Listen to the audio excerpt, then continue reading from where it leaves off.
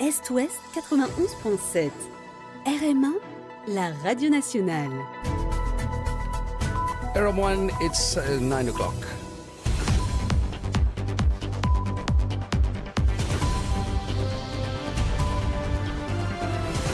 The news with Eris Stewart. Good morning. Good morning, Patrice. Here are the headlines. 2 Mauritian teens involved in jet ski accident in Dubai results in 1 fatality and the other one critically injured. Le Mans residents take to the street in protest after 4 days without water. 2 miners hurt after ceiling collapses at Arcade Karamji.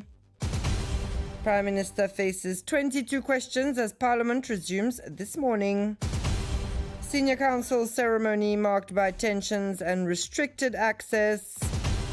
MRA seizes counterfeit goods and banned toy pistols in Port Louis. In world news, strong 7.5 earthquake off Japan triggers tsunami warnings and injuries. And in sports news, Manchester United beat Wolverhampton 4-1 to rise to 6th place. A tragic accident occurred yesterday in Dubai. 2 young Mauritian women were involved in a serious jet ski collision.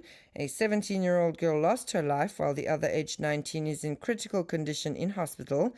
According to the Minister of Foreign Affairs, Ritesh Ramphal, a wrong maneuver of the jet ski caused the incident. He explained that the parents of both girls are currently in Dubai and are being supported by the Mauritian mission in the United Arab Emirates. The condition of the survivor remains concerning. Although some initial signs of improvement have been noted, she remains under close medical observation. And now to the village of Le Mans. Tensions arose yesterday morning on the main road, which was blocked by angry residents. According to them, tap water has not been running for 4 days. After police intervention, traffic was restored. The CWA deployed water tankers to supply families with drinking water. More on this with Maya Rachman. 4 days without a drop of water for Sylvie, a kitchen with dishes piling up, and meals now bought from fast food outlets. To stay hydrated, the family relies on bottled water from the shop in the corner. There is no water. Our water tank is empty. We are buying water. For toilets, we have to fetch seawater. There is no water for us to cook. We need to do dishes. This is a recurrent problem. The entire village of Le Mans has been affected by the lack of drinking water. Water tankers were deployed in recent days, but residents say not every household was supplied. Frustration boiled over this morning. Villagers blocked the main road to make their voices heard. Police intervened to restore order, and the situation had returned to normal by midday. We collaborated with police and helped them to remove the debris to make way for a water tanker. Now, I will go and do dishes. In the meantime, the CWA sent additional water tankers to bring relief to affected families. The water tanker brings 10,000 litres of water and 10 houses were supplied with water. I came here at 9:30. Now I will do a second trip. At the root of the problem is the shutdown of this mobile water treatment unit in Beduca. Last week's heavy rain sent muddy water into the system, clogging pumps and making maintenance unavoidable. It is a common practice in other regions as well to do this maintenance when there is muddy water. It seems that many people did not get water because the water tankers were not enough for the whole region. So additional water tankers were sent to that region. We will monitor the situation. The CWA says the system was brought back online this Monday and normal water distribution will resume progressively. And now in other news, making headlines at Arcade Karamji shopping centre in Cupip yesterday. 2 miners were injured after part of a false ceiling collapsed. The teenagers were taken to Artemis Clinic for treatment. In a statement, the Karamji management expressed regret and said it was working with authorities to determine the exact circumstances. The company also stated that it is in contact with the victims' families to offer support. And moving to the National Assembly, with its resumption at 11:30 this morning, the Prime Minister's question time is expected to be particularly tense, with 22 questions directed to Navin Ramgoolam. As always, several MPs will use the opportunity to raise current issues. More details with Anjali Siratan Pulchan.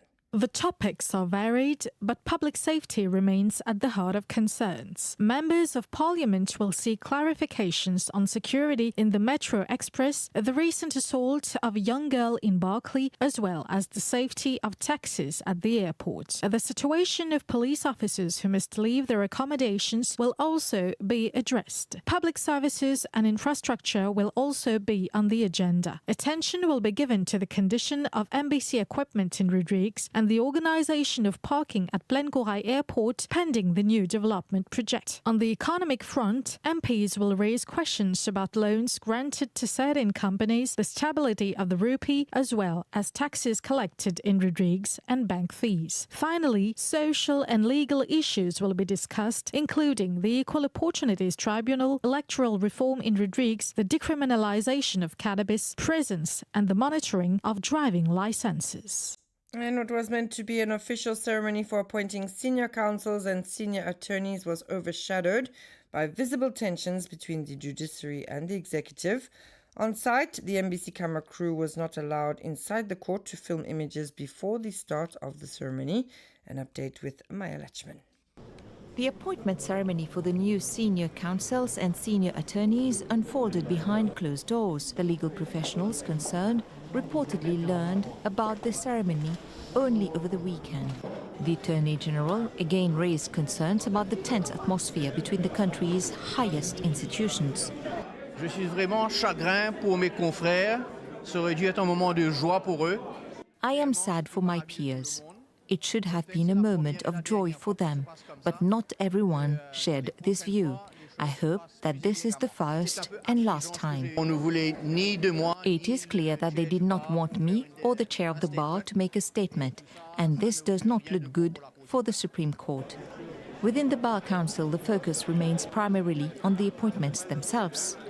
Vous vous souviendrez que ça fait maintenant près de 10 ans. It is almost 10 years now since there has been no nomination. It is a good thing for the bar, lawyers and attorneys. What happened, happened. It has no importance today. While several newly appointed legal professionals declined to comment on the controversy, others said they hope for a positive shift. For next time, I think the Bar Council should coordinate with the Office of the Chief Justice to give it due honours. It demands to be ceremonial. For example, a few weeks back, when new lawyers took oath, there were many judges. Today, only one judge. It is good that we are honouring us today, but I hope that this will not happen for the next generations. I am very happy, but the ceremony could have been different. It was very short. The President of the Bar Council gave a speech in the absence of the Master and Registrar of the Chief Justice. For the new senior counsels and senior attorneys, however, the pride of the moment quickly took over. It is a noble profession, and today we are recognized for our work. I am very happy and very proud. As a reminder, the controversy surrounding these appointments began after the list was approved by the presidency in August. Since then, a law has been passed to regulate the process, and the same list has ultimately been retained. It remains a persistent scourge despite all efforts to combat it. Corruption offences are evolving, now often involving large-scale financial crimes with an international dimension. But on this International Anti-Corruption Day, the fight continues, says Laura J. Mangal, Executive Director of Transparency Mauritius, and everyone has a role to play. She added that corruption is also changing with the rise of digital tools in 2025, making vigilance even more crucial.